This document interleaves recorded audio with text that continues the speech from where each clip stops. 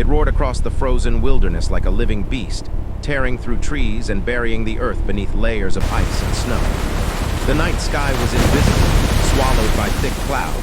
A lioness gently held in her jaws was her cub. Each step she took was slow, painful, and uncertain.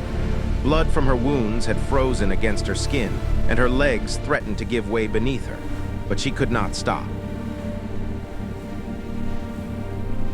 The direction looked the same, every shadow swallowed by the storm. Then through the chaos, she saw something, a faint glow. At first, she thought it was a trick of her fading strength, but as she took another step and then another, the glow remained. A house, small, wooden, standing alone at the edge of the forest. A warm light flickered from its window, a stark contrast to the frozen darkness outside. It was her only chance. Summoning the last of her strength, the lioness moved toward it. Her body screamed in pain, but she ignored it. Step by step, she dragged herself closer, until finally, with trembling legs, she lowered her cub gently onto the ground. Then she collapsed beside it.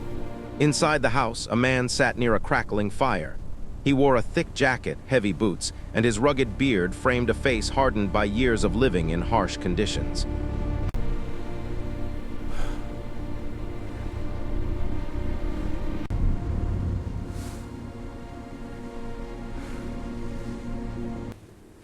Easy now, I won't hurt you.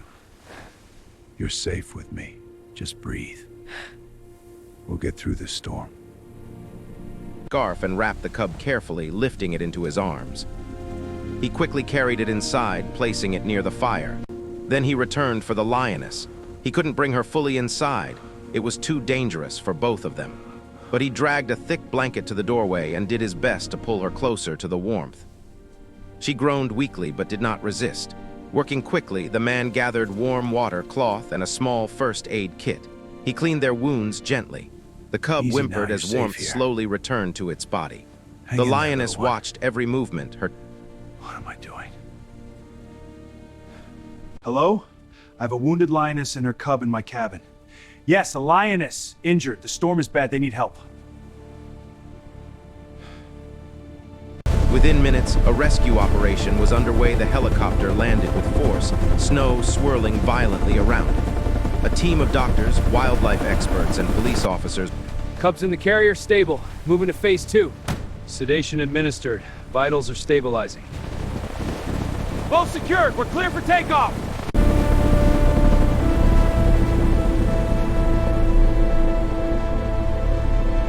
At the hospital, the lioness and her cub were given constant care. The cub was kept warm, fed regularly, and slowly regained its strength. The lioness received treatment for her wounds, her body gradually healing under careful supervision. The staff grew attached to them.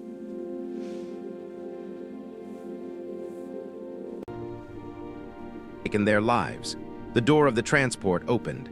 The lioness followed, strong once more, her golden coat shining in the sunlight. But instead of walking away, she stopped. Her head turned.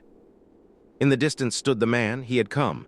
She stopped just a few feet away. The man stood still, his heart pounding. Then, gently, the lioness lowered her head, a silent gesture, a thank you.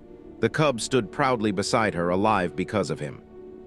After a moment, the lioness turned. Together, she and her cub walked back into the forest, disappearing among the trees.